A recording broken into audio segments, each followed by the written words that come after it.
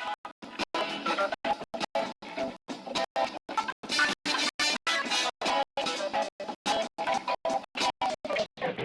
90 segundos tu não faz nenhum miojo, mas eu te ensino as matérias que tu tem a ter. Você daí fica a saga da TV, pra energia, pra tua mente processar e entender. A turma tem ligado de você e Neném, tá ligado direto aos objetos também. Então começa com humano, é só sei que nada sei, mas sei que sair da vida e pra história eu entrei. Se o que mais esquerdo com a caneta falhou, fica tranquila, espera dela, dilatou com calor. Eu sou flor com oxigênio, para completar, é volume melhor que o rádio. Poderia imaginar se tinha uma pedra no caminho, pode crer que eu ajudei absoluto no rap. Eu nasci pra ser rei, crio uma sociedade, meu modelo de lugar, me perdi dela, não é que pra onde vai inspiração, Thomas Edison dizia. Eu por ser que o restante do trabalho que faz, então senta o rabo aí, que eu vou te ensinar essa time rap, essa to learn, rapaz. Eu não compreendo, eu não puedo fazer, é só estudar e ouvir as dicas que eu dou pra você, conferir suas respostas e faz tudo com calma. Manda bem na redação, faz do fundo da alma. Esse é o tópico, tem a argumentação e a resposta pra você. Eu deixei na conclusão, se tá nervoso, se acalma pra mandar bem. E se liga nos vídeos que eu te preparo pra Enem.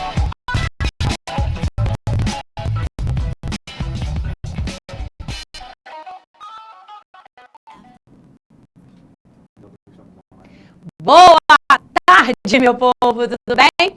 Sejam bem-vindos à nossa quarta alegria. Sejam bem-vindos à nossa semana de revisão, à sua aula de Química 1, à sua revisão de Química 1.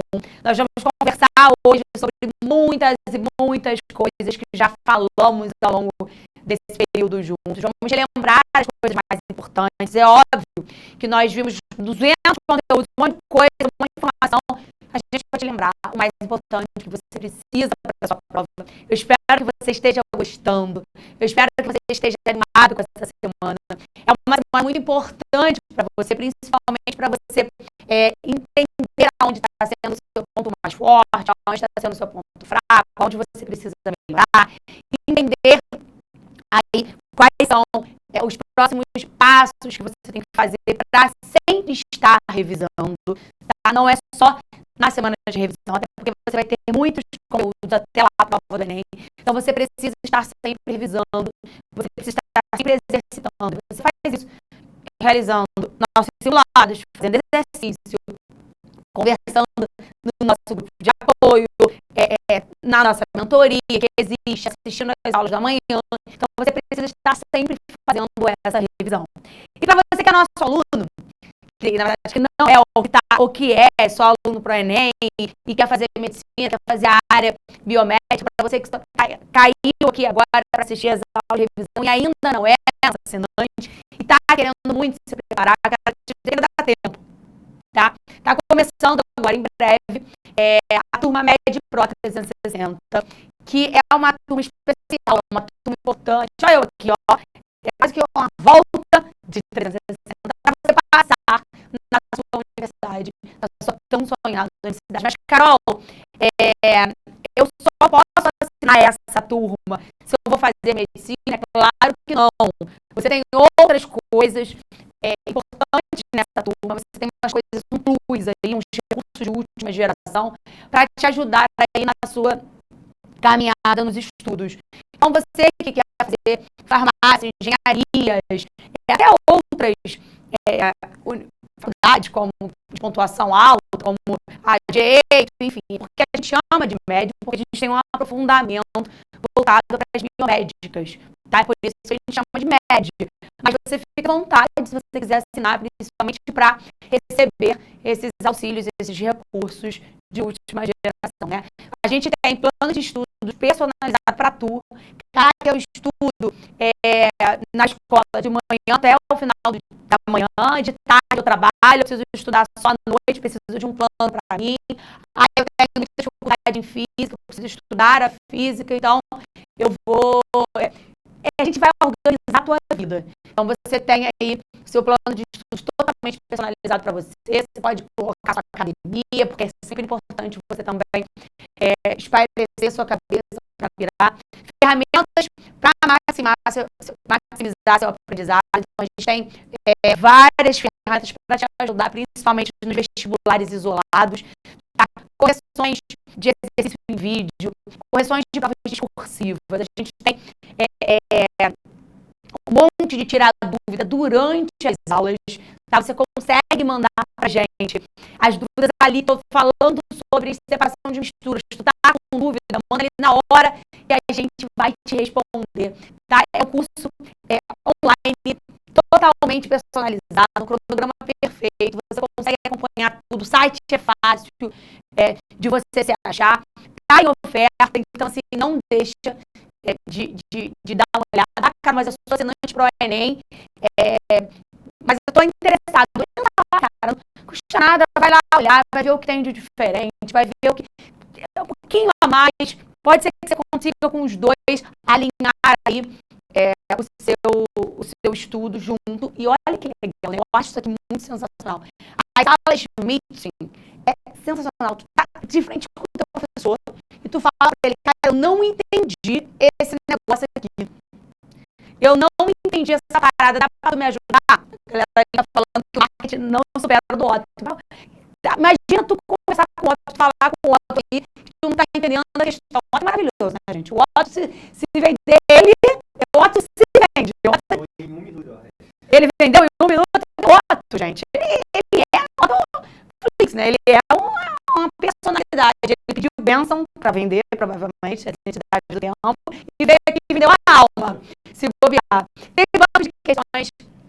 Você escolhe o conteúdo, cara, tu consegue, isso é maneiríssimo. Imagina, eu quero estudar lá em termodinâmica, na física, eu quero questões múltiplas escolha da termodinâmica, da prova da UERJ ou da prova da UFRGS. Você consegue escolher. Então, os bancos de questões, o banco de questões é sensacional.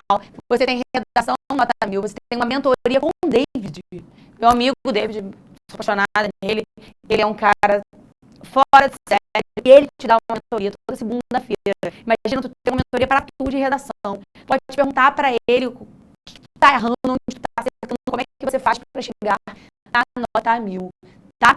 E aí você tem também sua apostila que chega na tua casa, tá? Você pode escolher esse plano da apostila que chega na tua casa. Eu gosto muito de escrever, né? Eu gosto muito de fazer as coisas sublinhando, escrevendo do lado. Então, eu gosto muito de coisas físicas, tá? Então, fica à vontade, você usando o cupom aluno15, você tem aí um desconto um descontaço, né, de 39 por R$ 33,92, sai apenas por 406 ou 12 vezes de 33, R$406. Eu sei que para muita gente faz diferença, mas se você for olhar um curso presencial, um curso com tudo isso aqui que a gente está te mostrando e te oferecendo, é quase que o triplo disso aí. Então, não perde essa oportunidade. Se você quiser a apostila física, como eu te disse, o cupom também é aluno15. Na hora que você colocar, você vai escolher o que você quer, né? Se você quer com ou sem a apostila, camisa, caderno, um monte de coisa legal, ou 12 de 135,21. Você escolhe da sua forma, do seu jeito, o que dá para você pagar, é claro, mas é mais uma opção para você de estudo, né? Então, para você que ainda não é nosso aluno, eu sei que você vai escolher aí. Não, o meu marketing não é igual ao do Otto, mas espero que você fique com a gente, espero que você assine também, né?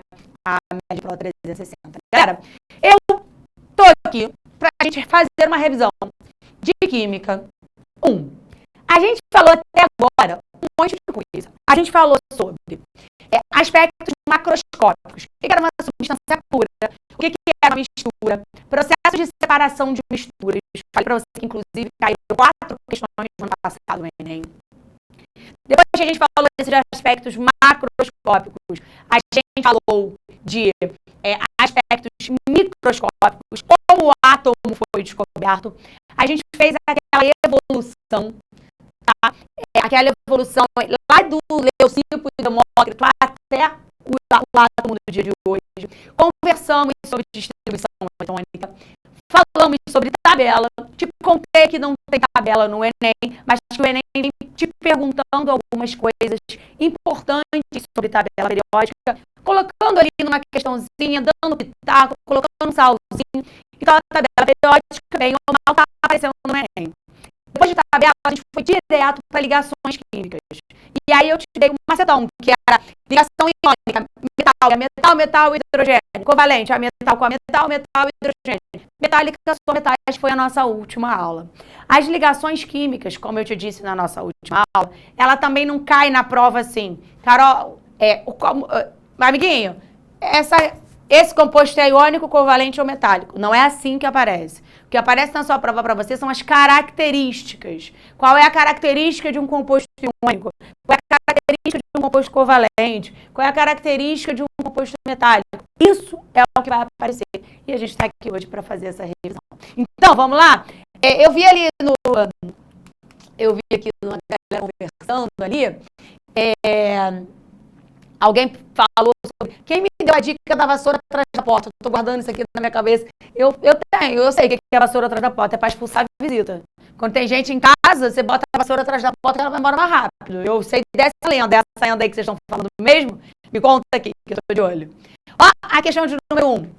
O urânio é empregado como fonte de energia em reatores nucleares.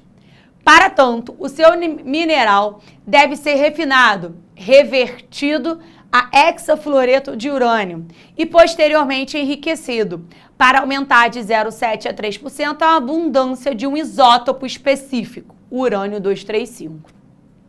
Uma das formas de enriquecimento utiliza a pequena diferença de massa entre o hexafluoreto de urânio 235 e o hexafluoreto de urânio 238, para separá-los por efusão, procedida pela vaporização. Esses vapores devem efundir repetidamente milhares de vezes através de barreiras porosas formadas por telas com grande número de pequenos orifícios. No entanto, devido à complexidade e à grande quantidade de energia envolvida, cientistas e engenheiros continuam a pesquisar procedimentos alternativos de enriquecimento. Considerando a diferença de massa mencionada entre os dois isótopos, qual é o tipo de procedimento alternativo ao de efusão, que é difícil, caro e etc., pode ser empregado para tal finalidade? A primeira coisa que eu quero te lembrar, essa questão é uma questão do Enem do ano passado. Bem preocupado, que é uma aula de revisão, eu vou revisar tudo que eu posso, tá? Primeira coisa que eu quero chamar a atenção para essa questão. O que são isótopos? Isótopos são átomos com o mesmo número de prótons, tá? Isótopos, mesmo número de prótons. Beleza? Aí eu vou puxando, vocês vão ver que a minha revisão é quase que um mapa mental, tá? Os prótons ficam dentro do núcleo e tem carga positiva. Pesa, cada um próton pesa 1 de massa. Os meus prótons, eles também são chamados, né? Também a gente pode se referir aos prótons de número atômico. Todo átomo, ele é identificado pelo seu número atômico ou o número de prótons. Sempre que a gente for representar o número de prótons, ele fica aqui embaixo na parte esquerda e a massa lá em cima na parte direita. Se eu estou falando em massa, eu te lembro que massa é representado pela letra A e eu tenho um somatório de massa sendo prótons mais nêutrons. Por que elétron não entra? Porque elétron tem massa desprezível, tá? E fica na eletrosfera. O próton, como eu já te disse, tem carga positiva, o nêutron tem carga nula, por isso se chama nêutron. E o meu elétron tem carga negativa. Na representação aqui, eu já usei a questão de número 1, o urânio 235 e o urânio 238, eles são chamados de urânio justamente porque eles têm o mesmo número de prótons. Então, é urânio 92 e urânio 92. O que eu estou mudando ali é o número de massa. Logo, se eu tenho número de massa diferente e é o mesmo elemento, o que é diferente é meu número de nêutrons. Só para a gente entender. A massa desse cara é 235. O próton desse cara é 92. Eu consigo descobrir o nêutron.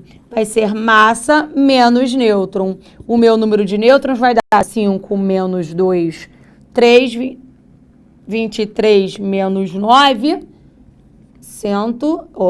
23 menos 9, 9 menos 143. Eu tenho ali, então, 143 nêutrons e aqui a minha massa é 238, o meu número de prótons é 92. Para eu achar o meu número de nêutrons é 238 menos 92. O meu número de nêutrons aqui é 146. Então, eu sei que eles são isótopos porque eles têm o mesmo número de prótons, se diferenciando no número de nêutrons. Beleza, revisei o que eu poderia sobre isótopos, tá? Não falo o número de prótons, ele não quer isso não influencia em nada, mas eu tô fazendo revisão, semana de revisão, beleza? E aí, ele fala o seguinte, ele tá te perguntando, através da diferença de massa, qual é o meu processo a ser utilizado para separá-los. Primeira coisa que você tem que pensar, ele diz para você que é massa. Então, a minha substância está sólida. Ponto. Tá sólida. O que eu posso eliminar dali? O que eu posso eliminar dali que não envolve coisas sólidas? Aí eu vou lá no quadro te lembrando isso aqui, que a ideia dessa questão foi exatamente essa. Te lembrar essas processos de separação. Vem aqui. O que eu posso excluir? Destilação fracionada. Vou pro quadro. O que é a destilação fracionada? A destilação fracionada, ela é o aquecimento de uma mistura, tá? Onde eu vou separar diferentes compostos através do ponto de ebulição. Então, primeira coisa, a destilação fracionada ou a destilação simples, as duas vão utilizar do ponto de ebulição como característica para separar a minha mistura. Então, eu já sei que não é por massa. O ponto de ebulição, ele vai me dar, o menor ponto de ebulição, diz pra gente quem vai se separar primeiro, tá? Geralmente, a destilação fracionada acontece entre líquidos. Como eu sei que o urânio ali, ele tá falando de massa, o urânio é sólido, pelo texto dá para se entender isso, eu sei que destilação fracionada não daria para ser utilizado. Eu tô fazendo só uma lembrança contigo. Principal exemplo que se usa destilação fracionada, petróleo. Eu consigo separar os componentes do petróleo através da destilação fracionada, tá? E aí, foi lá, destilação fracionada, esquece. Extração por... separação magnética, eu até poderia.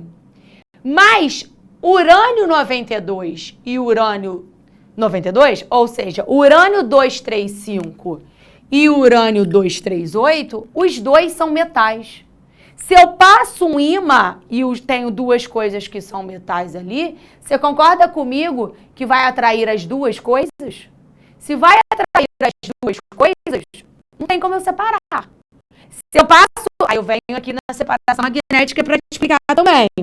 A separação magnética separa misturas que apresentam algum metal. É um processo de imantação. Ferro e enxofre. Se eu passo um ímã, o ferro gruda ali. Tá? O enxofre fica, porque eu tenho que atrair o metal. Só que no meu exemplo, na minha questão, eu tenho dois metais. São metais iguais, só que eu tenho isótopos ali. Então, se eu passo a separação magnética, eu não consigo separá-los. Eu iria atrair os dois da mesma forma, tá? Então, D e E, esquecem. Você fica com A, B e C. Extração por solvente. O que é a extração por solvente? Já fez um chá? Já fez café?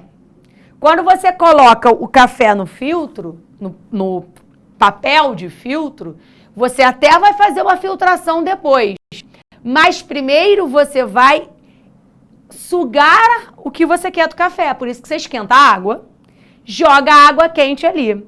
A água quente arrasta as características que eu quero do café, extrai as características que eu quero do café ou do chá. Então, eu tenho a extração por um solvente, que nesse caso é a água.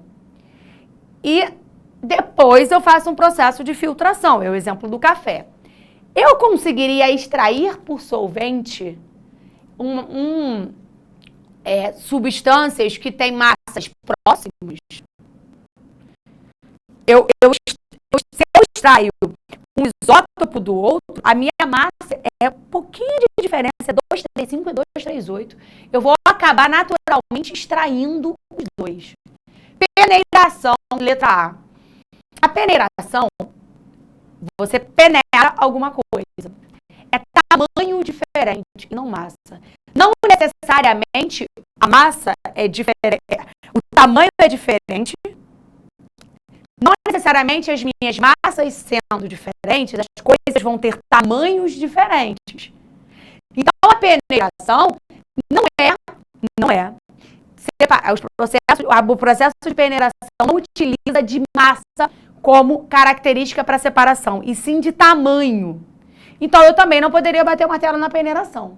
Mas, opa, a centrifugação utiliza de uma coisa que se chama densidade. A densidade é a relação de massa por volume. Fui lá para a física um pouquinho. Se eu tenho maior massa, é diretamente proporcional. Eu vou ter uma maior densidade. E a centrifugação, ela não vai ser um processo como, por exemplo, a decantação ou a sedimentação. A centrifugação, ela é usada para separar substâncias que têm massas próximas. Como, por exemplo, quando você tira o sangue, quando você olha para ele, você acha que ele é uma mistura homogênea, né? Você olha que, você parece que ele tem a mesma, uma única fase, só que não. Ele tem mais de uma fase, só que a densidade é diferente, mas é uma diferença tão pequena que para eu fazer essa separação, eu preciso de um aparelho chamado centrífuga, aonde eu tenho uma rotação e uma temperatura que eu vou colocar dependendo do que eu quero separar. Então, eu separo as minhas substâncias que têm massas relativamente com uma diferença pequena através de centrifugação, que é o meu gabarito, letra B. Falei de um monte de coisa numa única questão, semana de revisão. Tira o printão, por favor. E vem. Mais uma questão do Enem, mais uma questão de separação de misturas. Mas, Carol, mais uma. Mas, caramba, cai 5 no Enem, eu tenho que revisar um monte de coisa com você. Agora vai ficar mais fácil, porque a gente já lembrou um monte. Ó, para demonstrar os processos físicos de separação de componentes em misturas complexas, um professor de química apresentou para seus alunos mistura de limalha de ferro, areia, cloreto de sódio, sal de cozinha, bolinhas de isopor e grãos de feijão. Os componentes foram separados em etapas. Aí ele fala, em qual etapa foi necessário adicionar água para dar sequência às separações? Na minha primeira etapa, catação. O nome já diz, você vai catar, você vai tirar ali o grão de feijão. Não precisa botar água nenhuma. Limalha de ferro, imantação. Passei o ímã, agarrei o que era metal. Não precisei colocar água. Terceiro, flotação. Professora, o que é flotação? Flotação. Vou para o 4. Flotação é o processo de separação em que eu tenho substâncias não solúveis no solvente. Então, eu também separo por densidade, mas eu preciso colocar algum solvente que não misture nada. Então, Então, quando eu coloco a água, por exemplo, numa mistura de areia e serragem, nem a areia e nem a serragem se misturam na água. Só que a areia é mais densa. Desce, a serragem flutua, por isso flotação. Então, a flotação, ela é o momento onde eu coloco a água para separar a bolinha de isopor, gabarito C3, etapa 3. E aí, eu vou pular essa, que também é um processo de separação de misturas, para a gente ir para outro assunto.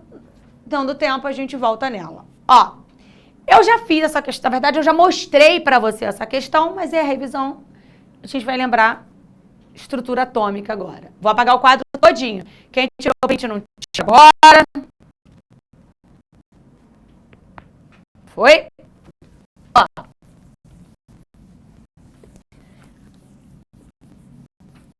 Lembrei aqui que era isótopo, te mostrei que era próton, fiz diferença de massa contigo. Agora, olha o que essa questão fala pra gente. Vamos lá. Ó. Um fato corriqueiro ao se cozinhar arroz é o derramamento de parte da água de cozimento sobre a chama azul do fogo, mudando-a para uma chama amarela. Essa mudança de cor pode suscitar interpretações diversas relacionadas às substâncias presentes na água de cozimento. Além do sal de cozinha, nela se encontram carboidratos, proteínas e sais minerais. Cientificamente, sabe-se que essa mudança da cor da chama ocorre pela... Ele está falando que tem sal de cozinha. E que esse sal de cozinha cai na chama, mudando a coloração. Tá? Eu te pergunto por quê? Vem para o quadro. Quando eu penso nisso, eu vou lá na eletrosfera. Núcleo. 1, 2, 3, 4, 5, 6, 7. Eletrosfera. Nível 1, nível 2, nível 3, nível 4, 5, 6, 7. Ou camadas, como você preferir. Eles têm uma ordem de energia. Dentro do meu núcleo, eu tenho prótons e nêutrons. Na eletrosfera, eu tenho elétrons. Em cada camada dessa, cabe uma quantidade fixa de elétrons. Não necessariamente, eles vão estar completos. E é aí que surgem as ligações químicas. Na minha primeira camada, eu preciso ter 2 elétrons. Na segunda, 8. Na terceira, 18. Na quarta, 32. Na quinta, 32. Na sexta, 18. E na última, 8. Essa é a quantidade de elétrons que cabem em cada camada, no máximo. E aí, segundo a regra do octeto, estou misturando tudo agora, segundo a regra do octeto, ou a regra da estabilização eletrônica, os meus átomos, eles tendem a chegar à configuração eletrônica de um gás nobre, ou estabilizar aquelas camadas ali. Os átomos que só ocupam a primeira camada precisam ter 2 elétrons, no caso, só o hidrogênio. De resto, eu não necessariamente preciso preencher 18, mas eu preciso ter o mínimo, que são 8. Então, na verdade, a regra do octeto vem disso. Estabilizar essas camadas aqui com, no mínimo, 8 elétrons, a não ser a primeira, que só cabem 2. Então, os meus átomos fazem ligações químicas para chegar a 8 elétrons nessas camadas, fechado? Só que o que eu quero dizer não é isso. Eu quero te dizer que os meus átomos, eles colocam 6 elétrons ali de acordo com a quantidade de elétrons que eles têm. Eles só pulam para a segunda camada se a minha primeira ou se a minha anterior estiver completa. Ele está falando do sal de cozinha, que é o sódio. O sódio tem 11 elétrons. Faz a distribuição comigo, por favor. Na minha camada 1 cabem 2, coloquei. Na minha camada 2 cabem 8. Ele tem 11. São 9, então, que ele vai ter na camada 2. Só que não pode. São 9, mas só podem 8. Então, eu coloquei só 8. 1, 2, 3, 4, 5, 6, 7, 8. E um elétronzinho vai para a camada 3.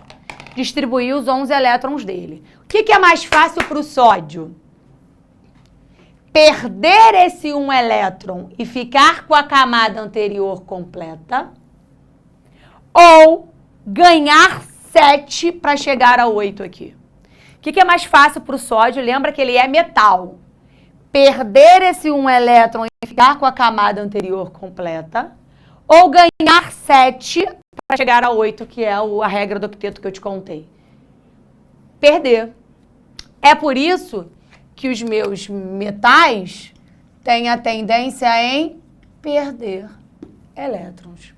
E os meus ametais têm a tendência em ganhar elétrons. Eu não estou fazendo só a questão, eu estou fazendo revisão com você, tá? Só para você entender por que eu estou falando de um monte de coisa. Aí eu volto para a questão. Ele está dizendo que ele coloca esse negócio aqui na chama. Sabe o que os metais têm a tendência? Sempre que ele recebe energia, os metais, alguns metais, o sódio, é isso que acontece com ele. Ele tem a capacidade de pegar um elétronzinho dele e pular para a camada posterior, porque ele ganhou energia. Lembra que é um nível energético aquilo ali, uma ordem? Ele ganha energia. Ele pula para aquele nível. Pulou. Só que não é o estado fundamental dele. Se não é o estado fundamental dele, em algum momento ele volta. Só que para ele voltar, ele precisa perder aquela quantidade de energia, né? Se ele perder aquela quantidade de energia, ele perde pra gente na forma de fótons de luz. É a cor. Você vê a mudança da coloração quando o meu elétron volta. Então, ó, ele ganha energia, salta para a camada posterior. Mas ele emite luz, ele muda a coloração, os fogos de artifício, quando ele volta. Então, a resposta dessa questão é a seguinte. O que acontece? Por que muda de azul para amarela? Porque emite fótons, por causa da emissão de fótons pelo sódio, excitado por causa da chama. Então, na verdade, o sódio é excitado com a chama, que ele ganhou calor, ele ganhou energia. O elétron salta, só que não é o estado fundamental dele. Então, ele volta. Quando ele volta, ele perde essa energia na forma de fótons de luz. Então, é isso, gabarito, letra B. Questão de número 5. Vai lá tirar foto. Lâmpadas não, Pedro. Isso acontece nos fogos de artifício, tá? Olha para lá. Agora a nossa questão de número 5. No ar que respiramos, existem os chamados gases inertes. Trazem curiosos nomes gregos, que significam o novo, o oculto, o inativo. E, de fato, são de tal modo inertes, tão satisfeitos em sua condição, que não interferem em nenhuma reação química. Não se combinam com nenhum outro elemento e, justamente por esse motivo, ficaram sem ser observados durante séculos. Os gases nobres já têm as camadas ocupadas. Então, por exemplo, o hélio, ele tem dois elétrons na sua camada. Ele só tem 2 elétrons. Quer dizer que ele ocupa só a primeira camada completa. Não cabem 2? Olha os 2 ali. O próximo vão ter a primeira, o que é o neônio, vai ter a primeira e a segunda camada completa. Então, os gases nobres não precisam fazer ligações. Já estão completos. Aí ele continua. Só em 62, um químico, depois de longos e engenhosos esforços, conseguiu forçar o estrangeiro xenônio a combinar-se fugazmente com flúor, ávido e vivaz. A façanha pareceu tão extraordinária que lhe foi conferido o Prêmio Nobel. Qual propriedade do flúor justifica sua escolha como reagente para tal processo mencionado? Presta atenção. O flúor, ele é o elemento mais eletronegativo da tabela periódica. Carol, o que é eletronegatividade? É a capacidade que o flúor tem de atrair elétron em uma ligação. Então, o flúor foi escolhido porque ele é o elemento de maior eletronegatividade. Então, meu gabarito é gabarito letra C. Mas eu quero te mostrar uma outra coisa aqui também. Vem aqui. O flúor, ele tem 9 elétrons. Quero que você me diga aqui, ó, como é que ele ocupa espaço, como é que é ele, né? Como é que ele é distribuído energeticamente. Primeira camada cabem 2. Então, ele vai lá e coloca os 2 dele. Na segunda camada cabem 8, mas eu não preciso usar os 8, porque eu já coloquei 2 ali, eu só tenho 9. Então, vem pra cá só 7. 7 elétrons.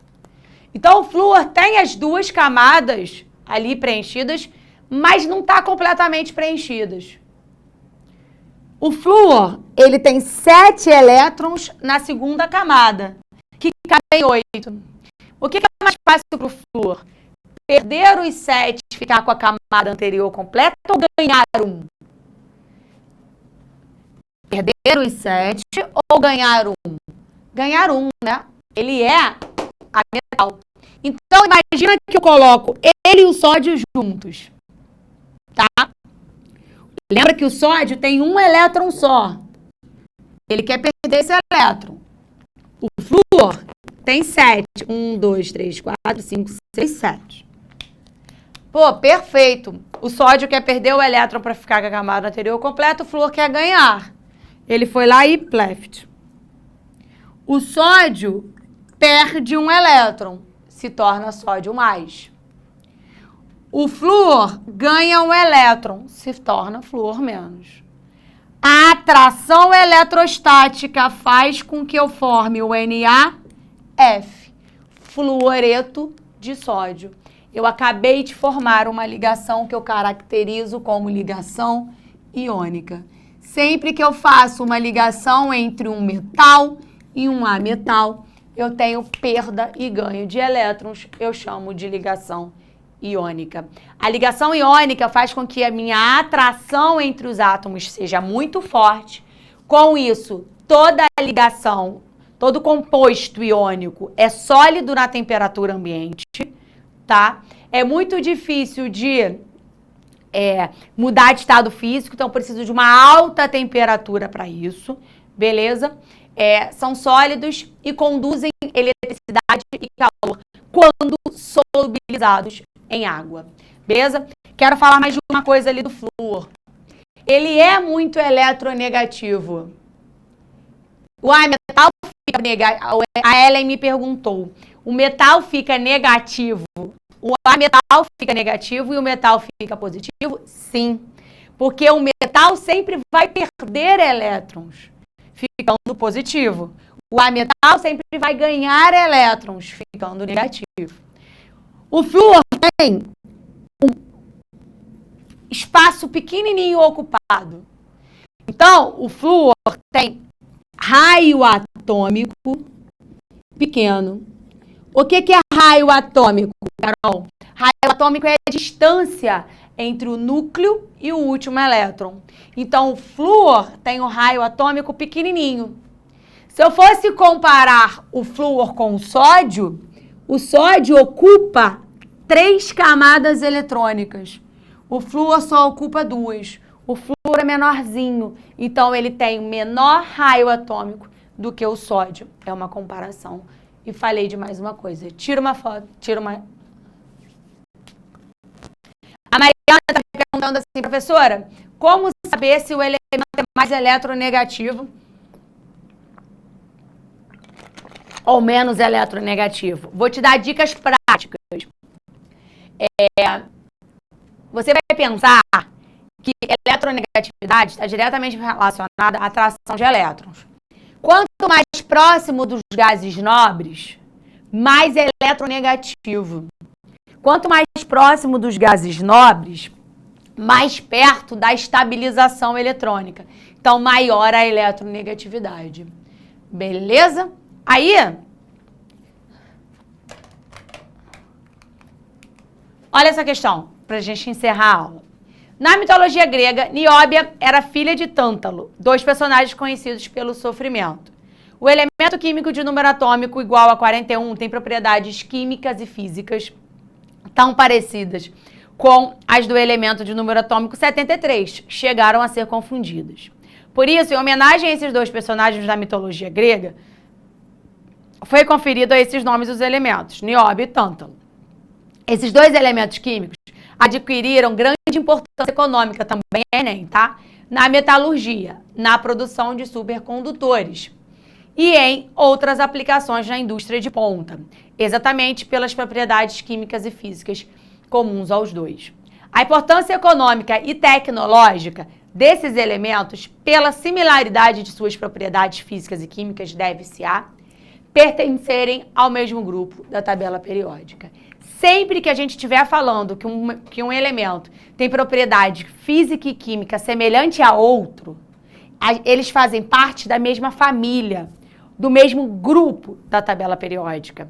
Já que eu no Enem 2 vezes, na outra o Enem te perguntava qual era o elemento que você podia substituir o cálcio. E aí você tinha que olhar para um elemento que estava no mesmo grupo do cálcio, por apresentarem propriedades semelhantes. Fechado?